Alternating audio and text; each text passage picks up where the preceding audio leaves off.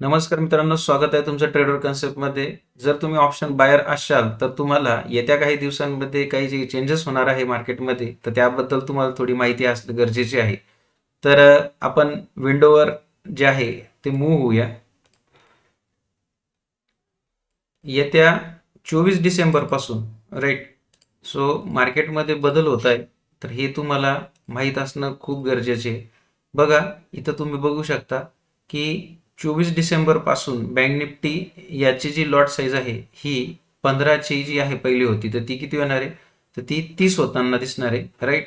नंतरला जे निफ्टी आहे, राईट, तर याचं 26 डिसेंबरला ते चेंज होणार आहे लॉट साईज, जे की 75 होणार आहे. ठीक आहे.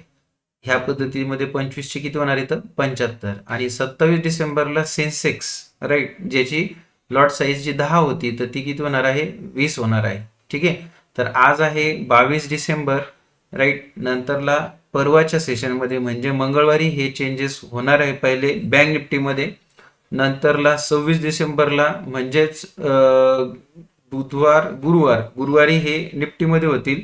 आणि जे शुक्रवार आहे, राईट, सेन्सेक्स याचे लॉट साईज काय होईल? चेंज होईल.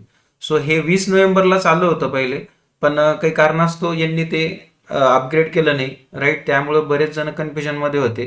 तर येत्या सोमवारपासून यावर लक्ष ठेवा, राईट. बरेच जण एक लॉट साईजमध्ये ट्रेड करतात, तर एक लॉट साईजमध्ये ट्रेड करत असताना हा प्रकार थोडासा लक्षात न आल्यामुळं तुम्हाला जास्त बॅलन्स ठेवणं गरजेचं आहे अकाउंटमध्ये. त्यानंतरच तुम्ही चांगल्या प्रकारे काय करू शकता? ट्रेड करू शकता. माहिती जर आवडली असेल तर आपल्या मित्रांना शेअर करा, आणि ज्या पद्धतीत जे ट्रेड करताय, राईट, त्यामध्ये त्यांना काय होईल? त्याचा फायदा होईल. थँक्यू.